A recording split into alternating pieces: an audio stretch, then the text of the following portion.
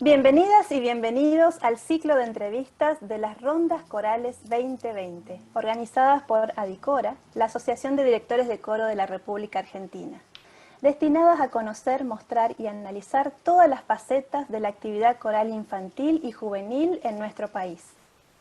Hoy, en nuestra ronda Pedagogías Vocales, tenemos el placer de entrevistar a Begoña Torres Gallardo. Bienvenida, Begoña. Muchas gracias. Para mí un placer también, por supuesto, estar aquí y agradezco mucho la invitación y bueno, pues lo que decía hace un instante fuera de grabación, espero que nos lo pasemos muy bien haciendo esto que a mí y a todos nos gusta tanto, que es hablar de la voz y conocerla. Pues eso, que Muy bien, muchísimas gracias. gracias a usted. Profesora titular de Anatomía y Embriología Humana de la Facultad de Medicina y Ciencias de la Salud de la Universidad de Barcelona. Doctora en Biología y licenciada en Humanidades, máster en Biología, máster en Logopedia y máster Multimedia Educativo. Posgrado en Microscopía y Microanálisis y posgrado en Audiología y Audioprótesis. Académica correspondiente de la Real Academia de Medicina de Cataluña. Premio Medicina y Sanidad Comarcales de la Real Academia de Medicina de Cataluña 2012. Y 19º Premio de Historia de la Medicina Catalana Olaguer Miró Borràs del Colegio Oficial de Médicos de Barcelona 2015. Cantante, autora de diversos libros sobre anatomía funcional de la voz, entre ellos La voz y nuestro cuerpo, anatomía funcional de la voz. Barcelona, Orsori, 2014. Vocalidades, la voz humana desde la interdisciplina. Alessandroni Torres y Beltramoni, coordinadores. La Plata, GITEB, 2019. ¿Cuántas cosas ha recorrido en su vida, en su profesión? Y todas súper importantes, meritorias, que denotan mucho estudio, una búsqueda especial, pero además relacionadas con la música, ¿no? Qué agradable esto que la música se nutra también de las ciencias. Sí, sí, bueno, yo siempre lo he dicho, creo que soy una persona muy privilegiada y con muchísima suerte porque en mi lugar de trabajo he podido desarrollar cosas que me divierten profundamente. Yo, de hecho, soy bióloga de base, mi tesis doctoral fue sobre desarrollo tumoral, nada que ver con la voz, pero como tenía ese espacio de trabajo, pues pude de alguna manera empezar a estudiar la voz porque, pues eso, me divertía literalmente, porque yo cantaba y tenía curiosidad por saber qué hacía con mi cuerpo, ¿no? Y como era profesora de anatomía, empecé y una cosa llevó a la otra y aquí sigo hablando de la voz y de nuestro cuerpo y bueno, luego estudié eso, logopedia, que es lo que en Argentina es fonoaudiología Bueno, y biología. me lo pasé genial y aprendí muchísimas cosas y bueno, siempre ha sido un aprendizaje, siempre, cada día es un aprendizaje y me encanta aprender cosas nuevas, o sea que me lo paso, yo digo, realmente bien, por eso soy una suertuda, por decirlo de algún modo, así, de verdad. Y nosotros también de tenerlas porque su mirada va a ser muy especial para que los directores de coro tengan una idea de hasta dónde profundizar con las exigencias vocales, conociendo el funcionamiento del cuerpo y de la voz, y también concentrados en este caso sobre las voces de los niños y los jóvenes. Así que bueno, Begoña, si quiere comenzar con su exposición, la escuchamos atentamente. Pues muchas gracias, voy a poner una presentación. Espera, perdón. Un momentito que se me resiste. Un segundo. Sí, Sí, no hay se problema. resistió. A ver si ahora puedo y me deja. Ahora sí, ya me deja. Pues voy a intentar, a ver, hablar del aparato fonador es como lo diría yo, como muy largo, porque tendríamos que hablar de casi todo nuestro cuerpo. Entonces me voy a centrar en hablar de la laringe como parte del aparato vocal o fonador, pero solo para de alguna manera centrar el tema, todos sabemos, esto solo es un recordatorio, que el aparato vocal se divide en tres grandes partes: el vibrador, donde se encuentra la laringe con los pliegues vocales o cuerdas vocales, como les llamamos de modo habitual. Luego está el fuelle, que son todas esas estructuras que nos permiten tomar aire y luego controlar el aire expirado, como la caja torácica, los pulmones, el diafragma, los músculos del abdomen y otros músculos accesorios. Y luego están todas las cavidades que se encuentran por encima de las cuerdas vocales, que son lo que conocemos como resonadores o también tracto vocal, que es el conjunto de la boca o cavidad bucal, la faringe y la cavidad nasal o fosas nasales. Yo, como digo, me voy a centrar en esta parte de aquí, pero de alguna manera el aparato vocal es un todo, es un conjunto y ha de trabajar siempre de manera coordinada. Un cambio en el fuelle va a determinar un cambio en todo lo demás, y lo mismo así en los resonadores. Es decir, nosotros a lo largo de los estudios de canto, de hecho, lo que estamos haciendo es aprender a utilizar todas estas estructuras de manera coordinada para obtener una función que es la producción de la voz, y que esa producción de la voz no solo sea correcta a nivel sonoro, sino que sea correcta a nivel físico. Es decir, que no nos hagamos daño y que tengamos la mayor capacidad y versatilidad con nuestro cuerpo, pero siempre desde, llamémosle entre comillas, una corrección corporal. Es decir, que no hagamos cosas que fisiológicamente no sean de alguna manera pues lesivas o nocivas. Entonces, como de estas tres partes de nuestro cuerpo, de estas tres grandes partes, el vibrador es por supuesto el más pequeño, es la laringe, se encuentra, como todos saben, en el cuello. Es una estructura muy pequeñita y aquí se va a producir el tono de la voz, porque en esta parte es donde se encuentran los pliegues vocales, que son quienes van a vibrar y a producir el sonido. Luego, el fuelle lo constituyen, pues eso, una gran parte de nuestro cuerpo, como hemos visto, una gran cantidad de músculos, básicamente los más importantes, el diafragma y los músculos del abdomen, que van a determinar en inicio lo que es la intensidad o volumen de la voz, porque vamos a poder hacer más fuerza o menos fuerza y emitir la voz de una manera como con más volumen o menor volumen, porque la intensidad va a depender de la amplitud de vibración de los pliegues vocales, y este vendrá determinado por la presión con que yo les lance el aire. Esto va a ser la primera parte de la intensidad de la voz. La segunda parte de la intensidad de la voz estará en la abertura de la boca, porque está más que conocido que la intensidad final de la voz, el volumen final, es directamente proporcional a la abertura de la boca. Y los resonadores, pues aquí se va a producir el timbre de la voz. Como digo, son tres partes separadas pero coordinadas, y siempre van a tener que trabajar de manera coordinada y homogénea. Yo me voy a centrar en el vibrador, en la laringe, que de alguna manera la laringe, yo siempre digo, porque para explicarla, la laringe es, de todo este conjunto que estamos diciendo, la que va a sufrir si hacemos algo mal.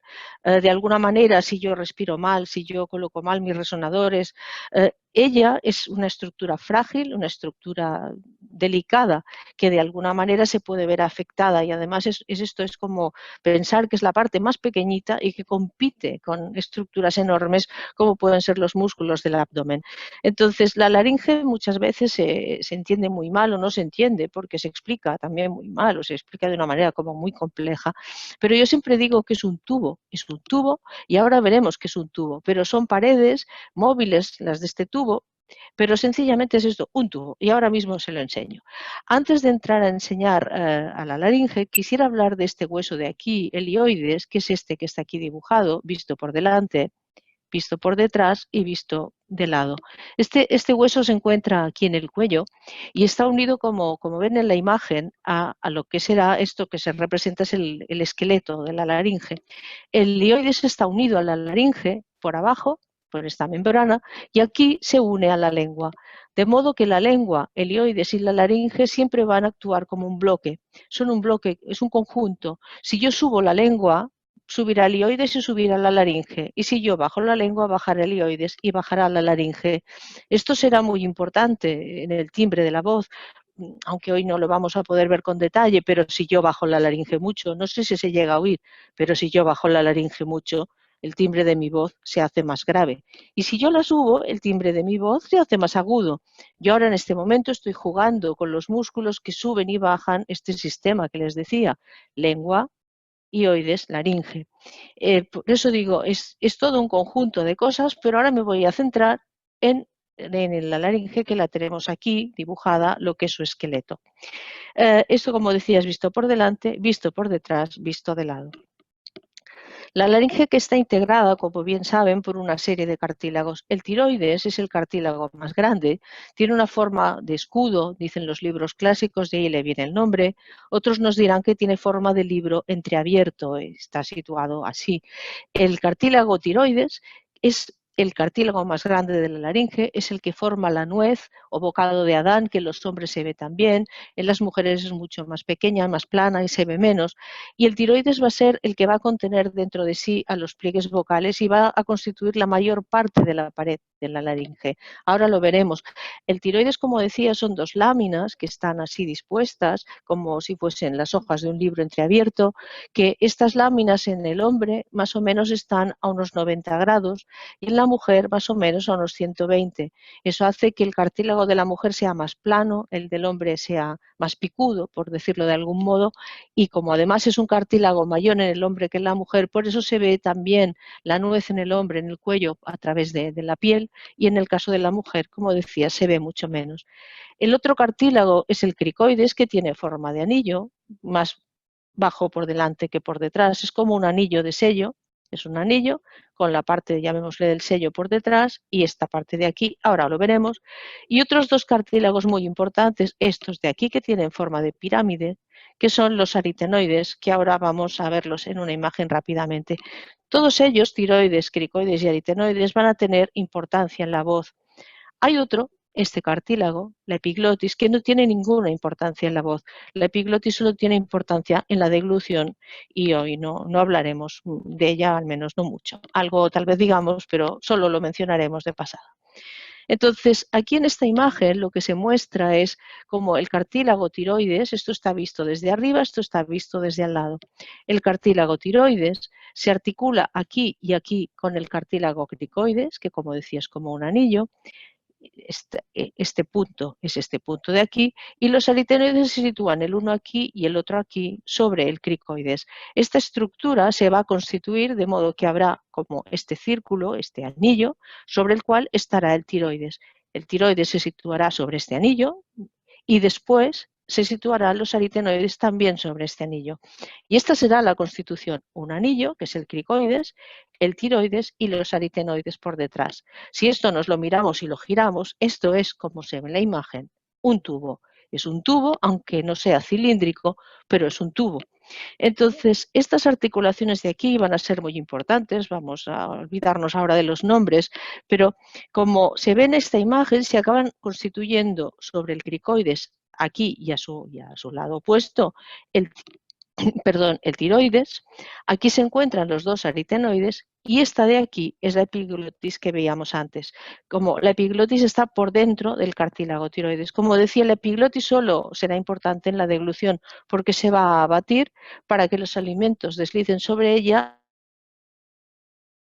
y no nos entren hacia el interior de la laringe o hacia los pulmones y nos salgan aquí detrás. Y en esta imagen ya podemos empezar a ver cuál será su función. Esto que se dibuja aquí y que se ve por transparencia, esto está en el interior, pero se ve por transparencia. Esto es un ligamento, el ligamento vocal, sobre el cual se va a estructurar la cuerda vocal, una cuerda y la otra cuerda, aunque esto no es la cuerda, esto es un ligamento. Pero los aritenoides lo que van a hacer es, moviéndose sobre el cricoides, como los veíamos aquí, estarán el uno aquí y el otro aquí, los aritenoides van a acercarse o alejarse el uno del otro, harán esto y esto, rotarán y deslizarán aquí encima del cricoides. Entonces, cuando hacen estos movimientos, cuando se acercan, los pliegues vocales se acercan. Cuando se alejan, los pliegues vocales se alejan.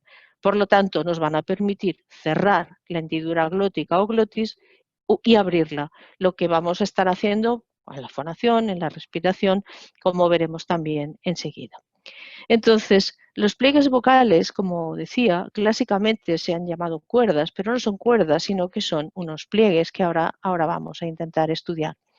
Esto que tenemos aquí es un corte de la laringe, esto es un corte sagital, se realiza un corte por aquí, por la parte media, y estamos viendo la mitad anterior, es decir, estamos desde el interior de la laringe mirando hacia adelante. Vemos esta que es la epiglotis, y aquí estaría este es el helioides, que en esta imagen no está, pero estaría aquí.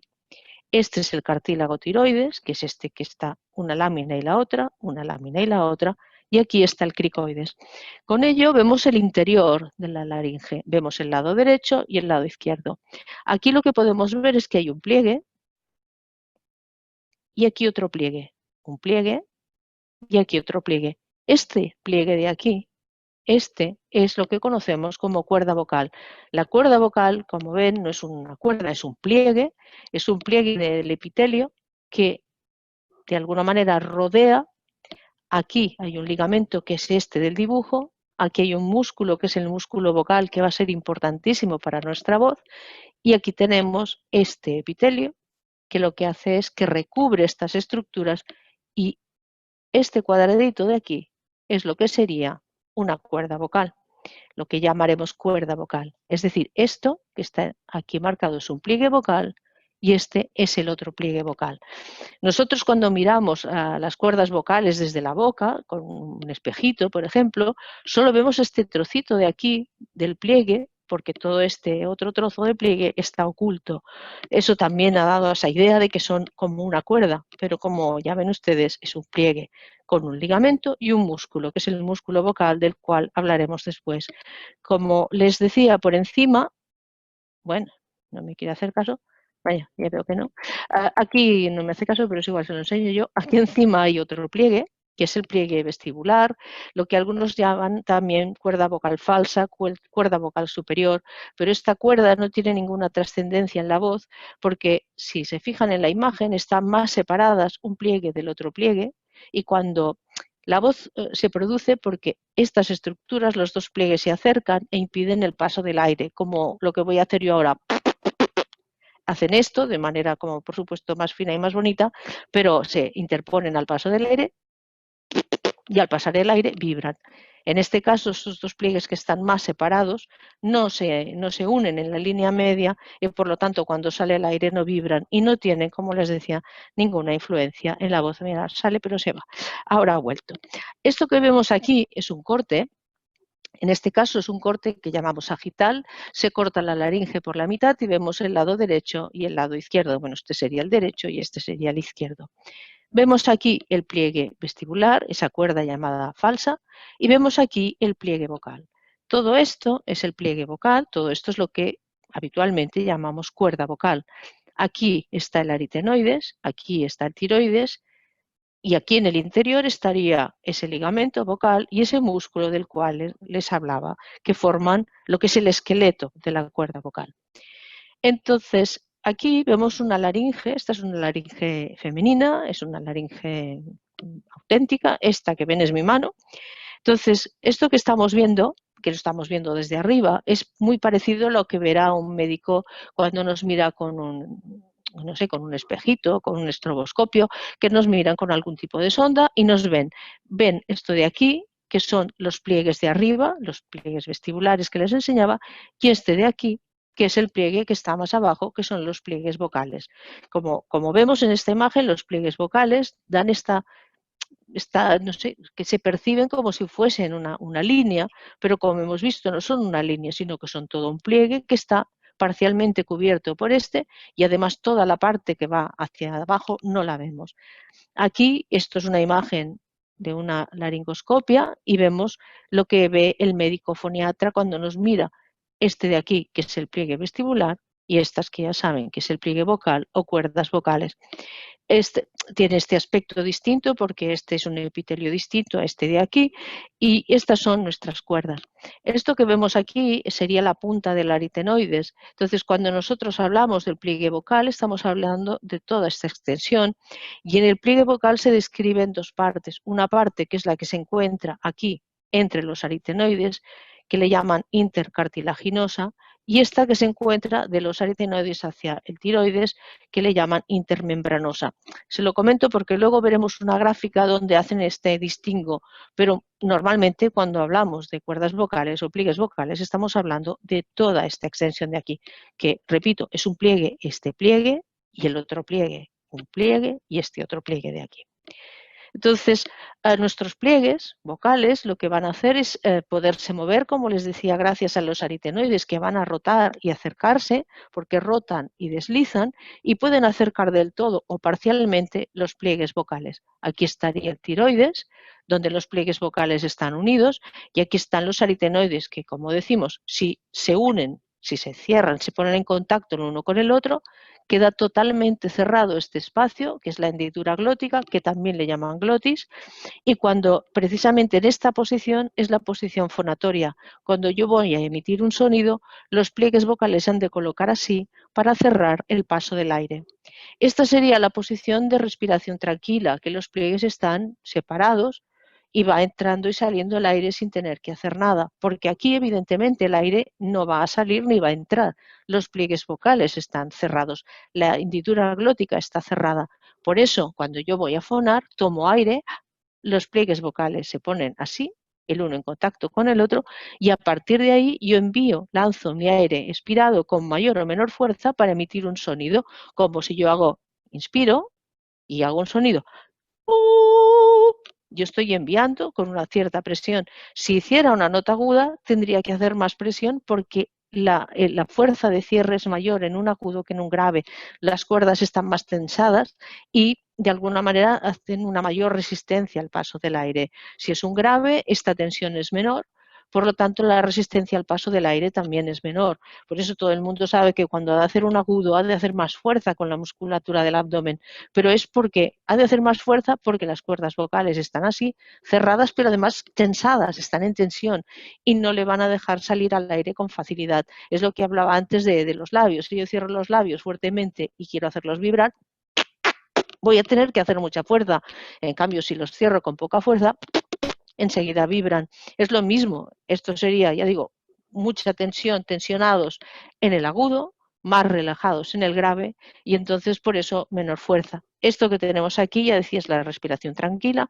Esto sería el susurro, que queda la parte posterior. Aquí la zona que les decía que está entre los aritenoides no se cierra, solo se cierra la parte que está por delante de ellos y aquí hablaríamos así, susurraríamos y esta es una inspiración profunda en la que tomamos mucho aire y como vamos a querer tomar mucho aire de vez, los pliegues vocales se separan así, como los vemos en este dibujo. Entonces, quien hace todo esto de acercar y alejar los pliegues, cerrar la hendidura glótica, etcétera, es toda una serie de musculatura que ahora no vamos a ver, que se llaman músculos intrínsecos de la laringe. Hay 7. Pensemos que la laringe, su función no es para nada la fonación. La laringe hay muchos animales que la tienen y no emiten sonidos con ella. Incluso esos pájaros que imitan nuestras voces, como los loros, cotorras y algún periquito que hablan, realmente no usan la laringe para hacer esto, sino que usan un elemento que tienen en la tráquea que se llama siringe. La laringe, su función no es la fonación, es la de proteger las vías respiratorias, es la de cerrar e impedir que entren cosas al interior de nuestros pulmones y nos ahoguemos. Por eso la epiglotis que les decía antes, cuando deglutimos se abate para que los alimentos deslicen sobre ella, pero también los pliegues vocales se cierran para evitar que nos entre algo. Si esto no funciona, nos equivocamos, es lo típico, que te atragantas y muchas veces la gente dice, se me ha ido por el otro lado. Pues sí, en lugar de ir hacia el esófago, se ha ido hacia las vías respiratorias, ¿no? Entonces, la laringe, su función es protectiva. Lo que pasa es que nosotros la hemos adaptado a la fonación y luego ya la hemos recontraadaptado para poder cantar, ¿no? De alguna manera, a nuestra laringe tiene, como decía, 7 músculos que van a poder acercar los aritenoides y, por lo tanto, cerrar la hendidura glótica, cerrar la entrada a la laringe. Solo de estos 7, solo hay uno, este de aquí, que abre las cuerdas vocales, que es el que usaremos cuando hacemos esto de inspirar profundamente, que abríamos tanto, que separábamos tanto un pliegue del otro. Los demás se van a dedicar a cerrar, porque, como digo, la función de la laringe es la protección. De todos los músculos intrínsecos, bueno, esta imagen es un dibujo típico que nos enseña esto. Cuando este músculo se contrae, el aritenoide rota hacia afuera y el otro también, y los pliegues vocales se separan. En este caso, cuando el músculo se contrae, rotan en sentido contrario y entonces los pliegues vocales se acercan. Esto es lo que les comentaba. Toda esta musculatura, su función es esta: separar, en el caso de este músculo, que es el cricoaritenoideo posterior, no hay otro, y todos los demás lo que van a hacer es acercar los pliegues vocales y cerrar la hendidura glótica, también conocida como glotis. El nombre de hendidura glótica es el nombre internacional, igual que el nombre de pliegues vocales. Luego hay otra nomenclatura que va en paralelo, que es la que habla de cuerdas vocales y la que habla de glotis. Tenemos dos músculos de estos 7 que son muy importantes para la voz. Uno es este de aquí, que está representado con esta línea, que es el músculo vocal, que forma parte del esqueleto del pliegue vocal. Que os decía que el pliegue tiene un ligamento, el ligamento vocal, y a su lado el músculo vocal. Esto es el esqueleto del pliegue. Este músculo, como se ve aquí, lo que va a hacer es contraerse más o menos, y cuando se contrae se engrosa. Es como... esto que se produce aquí es una contracción sin movimiento. Es decir, estas estructuras, esta de aquí y esta de aquí, no se pueden acercar porque esta está articulada con el cricoides y el aritenoide y el tiroides también está en su sitio. Entonces, lo único que puede suceder es que esta estructura se ponga como tensa, como cuando la gente hace con el brazo así como fuerza, como si quisiera flexionar el codo pero sin mover el antebrazo, que parece como si el músculo del brazo se agrandara, ¿no? Aquí sucede igual. Esta contracción llamada isométrica, que es una contracción que no genera movimiento, el músculo aparentemente, bueno, se hace como más grueso. Esto es precisamente lo que va a suceder en una nota grave. Este músculo se va como a engrosar, va a ser más grueso y por lo tanto el sonido que va a producirse aquí cuando vibre será más grave. En una nota aguda es al revés. Este músculo se va a relajar y además va a ser tensado por otro músculo que ahora veremos. Entonces, como se relaja en el agudo, queda más delgado y la nota, como al sonar el instrumento que suena, dará lugar a eso, a un sonido más agudo, porque este músculo estará como más delgado. Ya digo, en el grave se contrae, se pone como, aumenta volumétricamente, se pone en tensión, aumenta su volumen y por lo tanto se hace como más grueso y da lugar a un sonido grave. En un agudo está relajado y por lo tanto es un cuerpo más delgado y cuando vibra da lugar a un sonido más agudo. Evidentemente aquí hay un control totalmente involuntario de nuestro cuerpo, que cuando yo quiero hacer un agudo, mi cuerpo decide el grado de tensión de este músculo y de los demás. No tenemos ningún control sobre la laringe, ninguno, porque hay 7 músculos que son totalmente inconscienciables. Yo no puedo saber lo que hago con mi músculo vocal. Lo que sí que puedo hacer es buscar un sonido y mi cuerpo se organizará. Y lo que sabemos es que cuando hacemos un agudo, este músculo está relajado y cuando hacemos un grave, este músculo está contraído. Este músculo es este que se ve aquí. Esto que tenemos aquí es un corte transversal. Hemos hecho un corte que estamos viendo desde arriba la laringe, el lado derecho y el lado izquierdo. Y aquí estamos viendo lo mismo. Este es el tiroides con una ecografía. Aquí el músculo vocal y el músculo vocal. Esto es una imagen en un niño. El otro músculo es este de aquí, el cricotiroideo. Este músculo lo que hace, como enseña la imagen, es producir la basculación del tiroides, lo hace bascular hacia adelante en esta articulación que veíamos antes. Cuando el tiroides bascula, tensa los pliegues vocales, porque como se va hacia adelante, como se ve aquí en los puntos, tensará a los pliegues vocales. En el momento que este músculo, el cricotiroideo, tensa, el músculo vocal que está en el interior del pliegue se relaja, porque si no sería imposible que éste tensionara. Y al revés, cuando el músculo vocal se contrae, como decíamos, por ejemplo, en un grave, este músculo estará relajado. Este músculo es este de aquí, el cricotiroideo. Entre el cricotiroideo y el músculo vocal van a jugar y van a permitirnos producir toda la gama de sonidos que nosotros hacemos. Ya digo, no tenemos un control sobre lo que hace el músculo. Es decir, hay escuelas que de alguna manera para mí llegan a un cientifismo demasiado exagerado, es decir, el músculo tal. A ver, nosotros no sabemos lo que hace un músculo, a posteriori sí, pero a priori no. Yo no le puedo decir a ningún músculo de mi cuerpo que haga algo.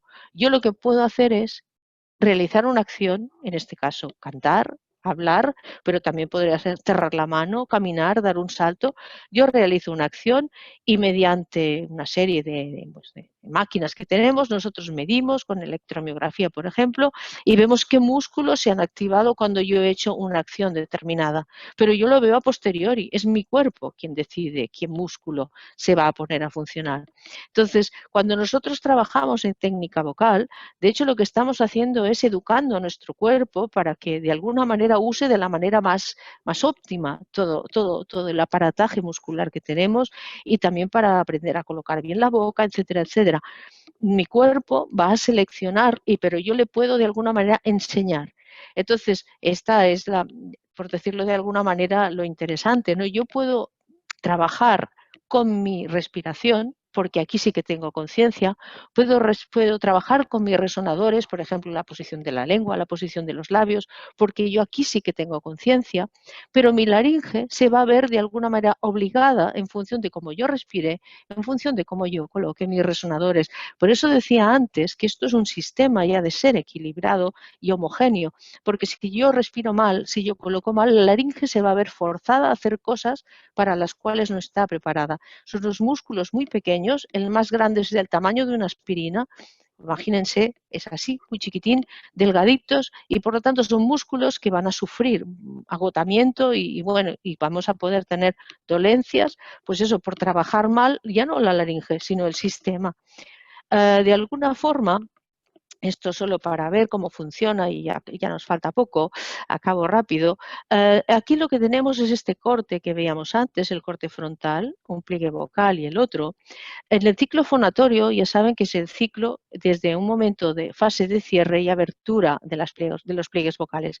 El aire viene por debajo, como se ve en el dibujo de la izquierda, empieza a empujar a los pliegues vocales, les obliga a separarse, entonces vibran, se vuelven a acercar, el aire sigue soplando y, de alguna manera, este flujo constante de aire es el que hace que mis pliegues vocales se separen por abajo, se vuelven a unir, se vuelven a separar, se vuelven a unir y es lo que genera el ciclo fonatorio.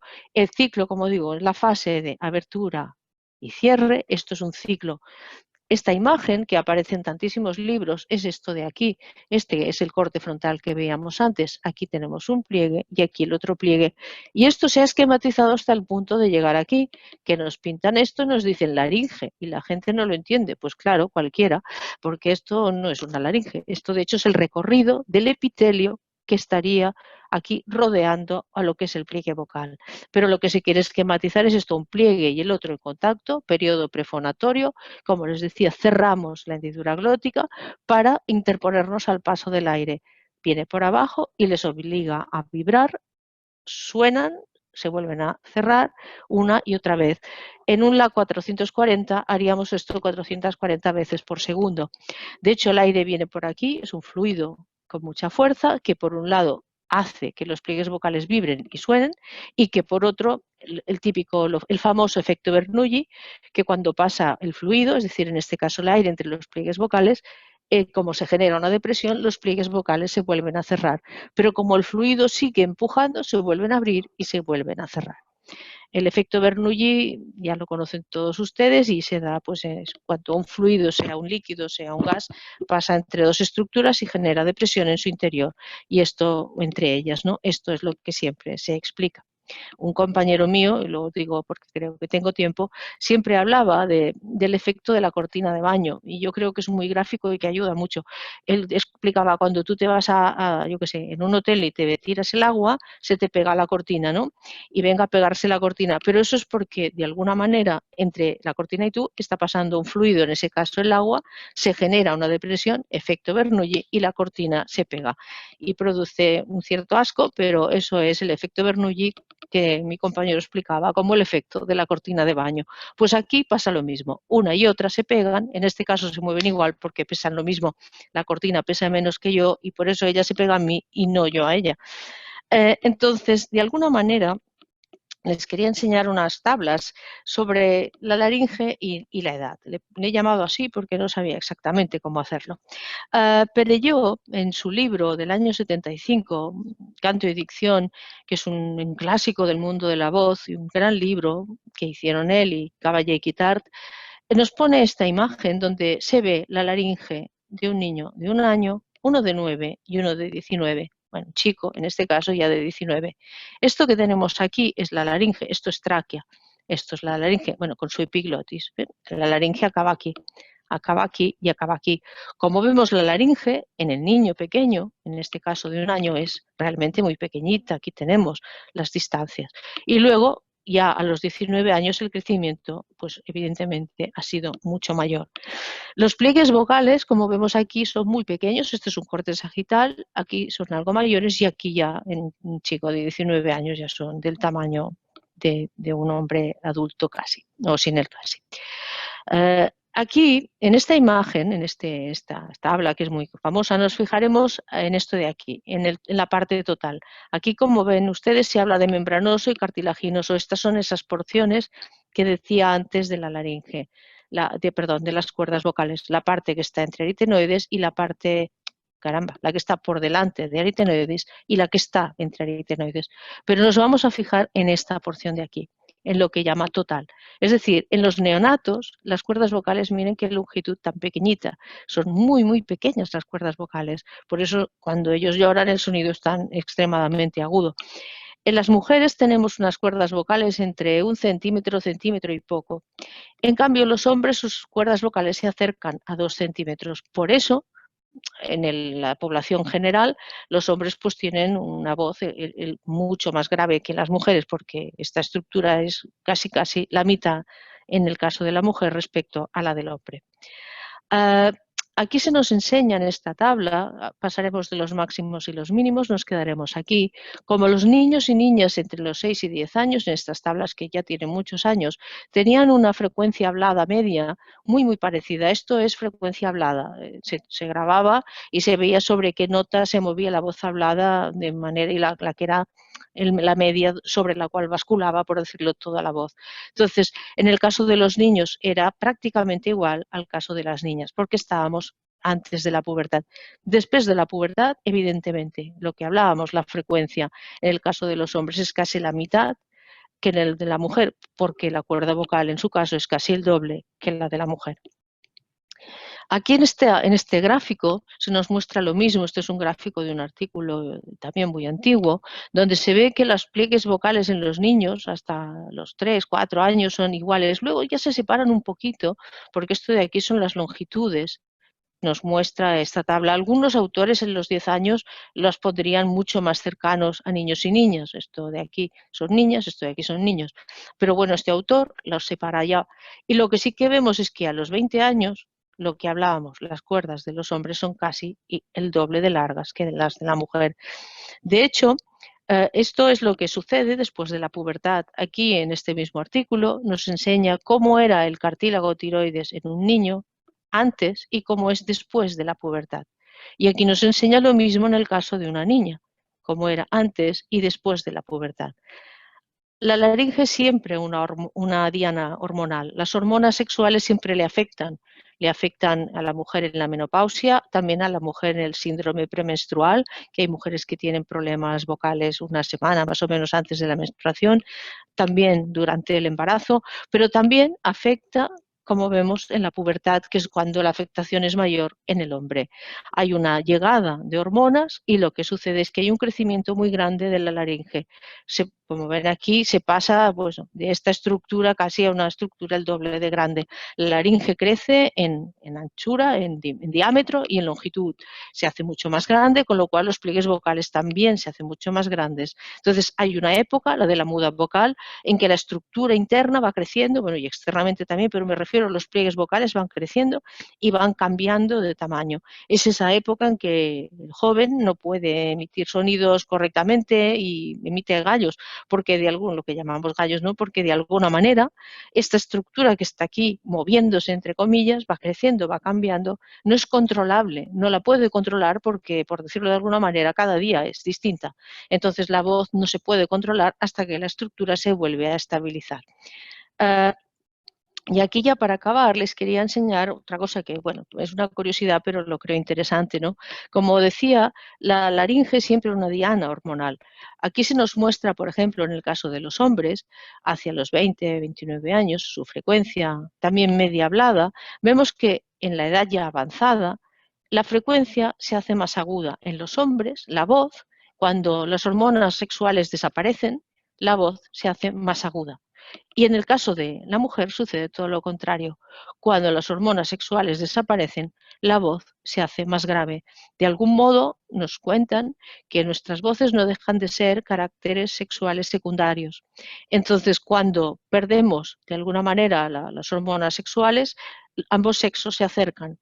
Es decir, nos dicen que cuando estamos de pequeños, que no han llegado todavía las hormonas, nuestras voces están muy juntas. Luego se separan y cuando se van las hormonas se vuelven no a juntar, pero sí a acercar.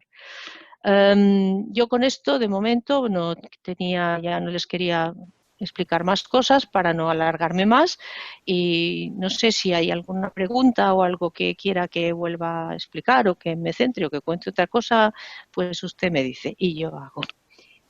Bueno, ¿puede pulsar dejar de compartir la pantalla? Ah, sí.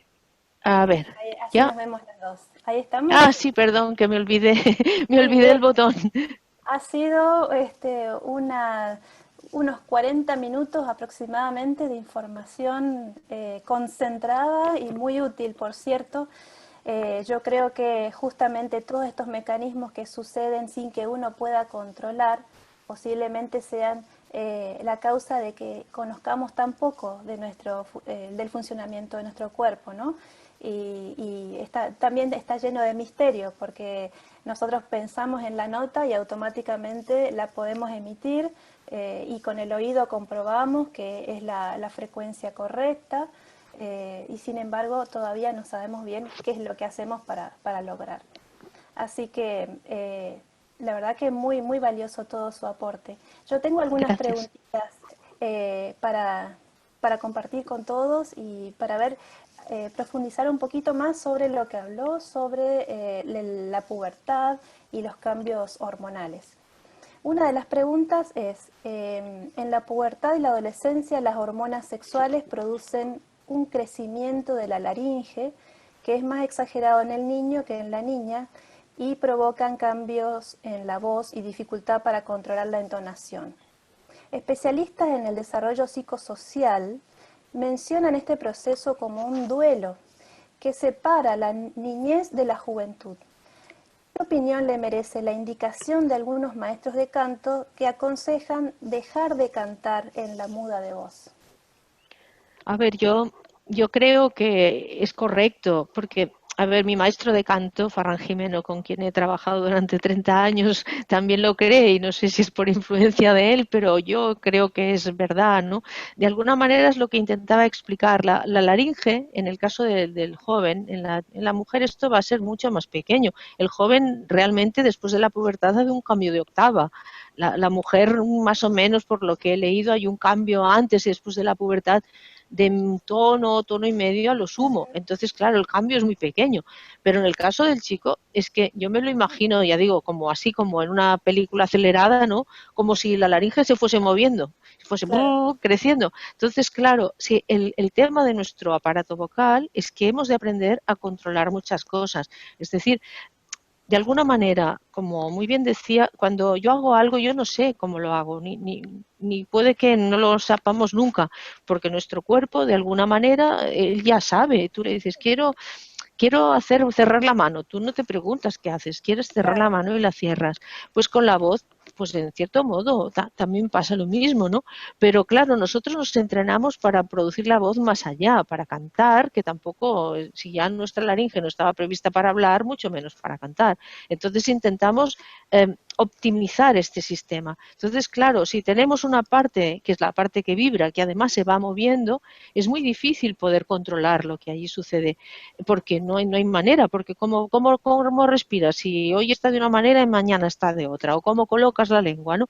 Entonces, claro, en este momento yo creo que es muy fácil que el chico se haga daño, bueno, que se pueda incluso irritar la laringe, y por eso yo creo que aparte de que será difícil poderla controlar la voz, le puede generar un daño, no sé, Claro. podría hacer daño por reiteración si estuviese ahí cantando. Por eso sí, yo creo que sí, que Cierto. es mejor que no.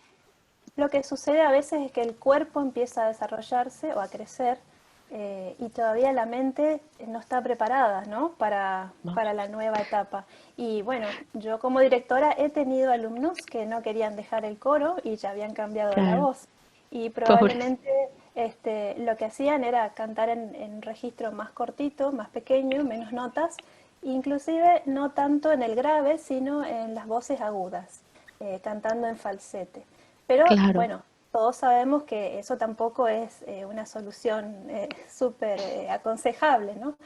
Pero claro, también eso se refería a lo del duelo, que es como uno se está preparando para dejar la niñez, ¿no? Y bueno, hay que resolverlo, el cuerpo está listo para seguir avanzando y a veces la mente todavía no. Pero sí tenemos que tener muchos cuidados con ese tema de no forzar, no exponer inclusive a esos niños a tener que cantar notas que son imposibles o que él claro, sabe que directamente no va a poder realizar o que es arriesgado hacerlas, ¿no es claro, cierto? claro. Bueno, otra pregunta. Los cantantes desarrollan su potencial sonoro realizando un entrenamiento que comienza con la niñez y culmina en la adultez avanzada. Poder abordar desafíos tales como cantar roles de ópera para grandes ámbitos de concierto o cantar música en diferentes culturas o adentrarse en las técnicas extendidas del canto para la música contemporánea, entre otras prácticas. ¿Cómo puede afectar en el cuerpo esta utilización del aparato vocal si no se cuenta con una buena guía docente? A ver, hace poquito estábamos hablando con unos compañeros, pues eso de cuánta, de que no siempre, aunque tú estudies canto, evidentemente puedes cantar muchos tipos de música, muchos tipos de, por lo tanto, de emitir la voz de distintas maneras, ¿no? Entonces, yo creo que es primordial tener una buena técnica vocal. Yo decía, porque es lo que creo, que lo primero que has de hacer es fabricar tu instrumento. Nuestro instrumento es muy bonito, es hermoso, pero tiene una dificultad y es que no está hecho.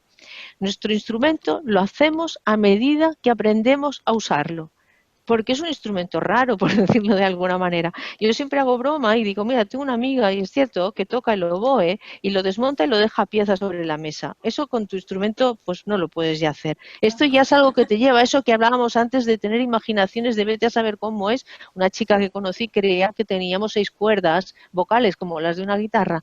Entonces, porque no se lo había pensado que eran de otra manera. Entonces, claro, es tan interesante, pero nuestro cuerpo necesita, siempre necesitas de un profesor, de un maestro de canto, de un foniatra si tienes, bueno, un fonoaudiólogo en vuestro país, si tienes dificultades en la voz o algún problema ya concreto, que te eduque, que te ayude, porque nosotros no oímos nuestra voz como se oye en el exterior, siempre la oímos Es con verdad, una interferencia de todo el sonido que llega a través de nuestro cráneo y nos claro. hace tener una sensación de que tenemos una voz mucho más grave de lo que es, mucho más grande de lo que es. Entonces, Cierto. claro, para mí lo primordial es tener un instrumento construido y para construirlo necesitas de un maestro de canto, una maestra de canto, que en un momento determinado te diga, hey, ahora lo estás haciendo bien. Sigue así, grábalo y recuerda las sensaciones de posición, todas las sensaciones, etcétera, o todos los rasgos que te quiera indicar. A partir de ahí, tú fabricaste tu instrumento y si tu maestro y tú habéis trabajado bien, y se ha trabajado bien y tú también, es un instrumento bueno. A partir de ahí juegas con él. Y claro, quien toca la guitarra puede estar tocando algo del siglo XX o algo del siglo XIV. Pues ¿por qué no puedes hacerlo tú con tu voz? Si tienes tu cuerpo lo suficientemente educado, tu instrumento lo suficientemente trabajado como para poder jugar con él, entonces claro, ya vienen esas clases específicas de cantantes, que no es mi caso, que ya trabajan repertorios y ya trabajan, pero el instrumento es el mismo. Es que, claro, yo siempre digo una tontería, pero es que es verdad, yo no me cambio la laringe cuando me pongo a hablar y cuando canto, uso la misma. Pues vamos a hacer lo mismo con cualquier otra cosa, ¿no? Y para mí lo primordial es esto, tener el instrumento consolidado. Y una vez está consolidado, tú puedes hacer lo que quieras. Pero nuestro instrumento tiene este problema. Si tú tienes un maestro de canto malo, yo tuve uno malo, por eso hablo con conocimiento de causa, te fastidia. Yo tuve laringitis recurrentes y me tuve que marchar, estuve un año deshaciendo técnica y vuelta a empezar, porque el problema es que tu cuerpo tiene memoria de posición y de presión, lo que le llaman las memorias palestésica y cinestésica, tiene memoria y siempre recuerda tus actos. Por eso, si te sientas sientas mal, siempre te sientas mal. Aunque tu madre te haya dicho 300 veces, no te sientes así, te sentarás así. Y a no ser que digas, no, me voy a sentar bien, te sentarás Claro, mal, porque el cuerpo tiene esa memoria.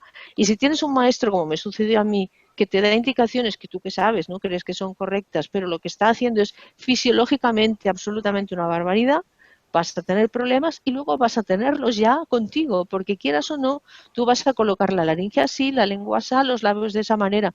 Por eso yo empecé con mi profesor de canto actual, ya digo, Ferran Jimeno, que llevamos más de 30 años juntos, y estuvimos un año o más deshaciendo técnica, porque yo trabajaba con unas tensiones musculares que eran no solo innecesarias, sino nocivas para mi voz y para la de cualquiera, ¿eh?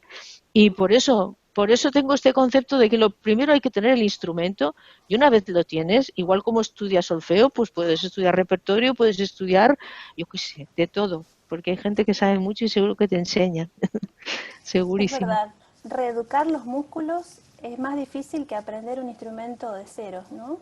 Es todavía Sí, más difícil porque uno se recuerda cantando otras cosas con la mala técnica y después tiene que volver a la base y empezar todo de nuevo y haciendo todo más consciente. Bueno, le entrego la última pregunta, sí, y ya la dejo descansar porque la verdad que debe estar agotada con todo esto. no, que va, gracias. Existen casos de disfonía que se relacionan al mal funcionamiento muscular de los pliegues vocales. ¿Se puede recuperar la función vibratoria a pesar de que el mecanismo de emisión ha sido dañado? Y en caso de que la respuesta sea afirmativa, ¿puede la actividad coral favorecer en esa recuperación? A ver, claro, un poquito lo mencionaba antes, pero claro, no me quería extender.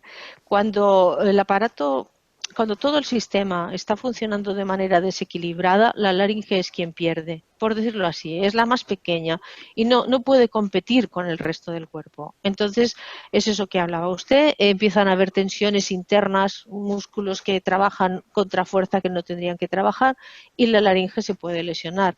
Es lo que le llaman las disfonías funcionales, ¿no? Podemos tener nódulos, podemos tener pólipos, que son pues eso, que aparecen por un mal uso del sistema, que normalmente no está en la laringe el mal uso, está en que yo, pues por ejemplo, no sé proyectar bien, no apoyo bien y entonces hago fuerza con la laringe, hago una voz de cuello y al hacer la voz de cuello acabo de alguna manera pues irritando las cuerdas vocales y con el tiempo pueden aparecer pues esto otras dolencias ya más grandes. En el caso de los nódulos, que es lo más habitual, normalmente lo que se recomienda en primer lugar es que te vea un médico especialista en voz. Aquí los otorrinos especializados en voz, aquí les llamamos foniatras, no sé en Argentina cómo les llamarán, pero lo primero que te ha de ver una de estas personas para valorar lo que tienes, qué tipo de dolencia tienes, porque incluso en los nódulos grandes, que algunos se acaban operando, otros no es necesario. En el caso de los nódulos, primero lo que te aconsejan es reposo vocal, por lo tanto no creo que sea bueno seguir cantando, pero te aconsejan reposo vocal y sobre todo reeducación o educación, porque hay gente que canta porque le gusta pero nunca jamás ha hecho clases de canto. Entonces, pues es ir al fonoaudiólogo, la logopeda aquí, que es lo mismo, Ujú. somos digamos, una profesión más o menos, o sin el más o menos, y que esa persona pues trabaje contigo y te ayude, pues eso, a enseñarte a usar el sistema, ya no para cantar, sino para usarlo correctamente. Y si luego quieres cantar, pues ya tienes un maestro o maestra de canto que te va a enseñar seguro. Entonces, esta reeducación es importantísima porque solo con una educación de la voz, los nódulos muchas veces regresan, se van solos. Incluso en caso de que sean muy grandes, se van y la operación, claro, se hace mucho más pequeños y aunque no desaparezcan del todo, la operación es mucho menos cruenta que si el nódulo fuese tan grande. Por eso yo creo que esto, que reposo vocal es lo primero que siempre te dicen los profesionales de la medicina a este respecto y no creo que si estás mal cantar en el coro te pueda ayudar. Porque también en los coros pasa, hay normalmente en los que yo he cantado, a ver, no todo el mundo tiene una técnica vocal buenísima. Hay gente que tiene un gran oído, que sabe leer, bueno, boca abajo las partituras, pero que su técnica vocal no es muy buena. Entonces, cuando estás cantando con otros y realmente les escuchas, que de eso se trata, te van a estirar la voz. Si tú tienes la voz más educada que los demás, te la van a estirar y te la van a descolocar. Entonces, claro, aún va a ser más fácil que si tienes problemas, pues te hagas daño. Yo creo creo, no, ya digo, evidentemente, esto en cada caso el profesional lo tendría que valorar, el fonoaudiólogo, el foniatra, el médico tendría que valorarlo, pero yo así a priori lo primero que diría es reposo vocal y que se vaya a ver al médico y al logopeda o a quien Muy se bien. haya derivado. Sí, Pero eso es vaya lo que se correcto. puede recuperar seguro, ¿eh? A veces los directores de coro nos damos cuenta de que la emisión tiene pérdida de aire o tiene algo raro o es muy grave, por ejemplo, que puede haber una distonía en algunas de las cuerdas. Pero nos damos cuenta nosotros y les avisamos a los padres para que los lleven al otorrino o a la fonoaudióloga. Y ahí empieza el camino de la reeducación y Claro. de las terapias. Pero lo cierto es que a veces los padres no prestan atención a ese detalle audible de que la voz no está en buenas condiciones. Así Sí, que bueno, Begoña, le agradezco muchísimo su generosidad y todos sus conocimientos. Estoy segura que va a ser de muy buen provecho para todos los que estamos organizando las rondas y también para los directores asistentes. Y bueno, voy a agradecer su valioso aporte al quehacer de la música coral, pertinentes para el desarrollo de la música coral infantil y juvenil, y también a ADICORA, la Asociación de Directores de Coro de la República Argentina, por este espacio para el intercambio y la generación de nuevas ideas. bueno, pues nada, muchísimas gracias por haberme invitado, muy agradecida y de verdad que me lo he pasado muy bien y me ha interesado mucho y muchas gracias a todos ustedes, a la organización por eso, por haber contado conmigo y esto ya saben, siempre que quieran me encontrarán por aquí. Pues eso, Muy gracias, bien. de verdad. Bueno, muchísimas gracias. El día 29 de septiembre es el día de las pedagogías vocales, así que ese día podrán compartir y bueno, disfrutar de todas estas charlas y entrevistas tan útiles para nuestra profesión. Le mando un fuerte abrazo desde aquí, desde Argentina, que siga bien y sigamos en contacto, ¿le parece? Eso mismo, pues un abrazo desde Cataluña, lo mismo, Muy muchas bien, gracias. muchas gracias. Muchas Adiós. gracias, adiós, adiós, buenas noches.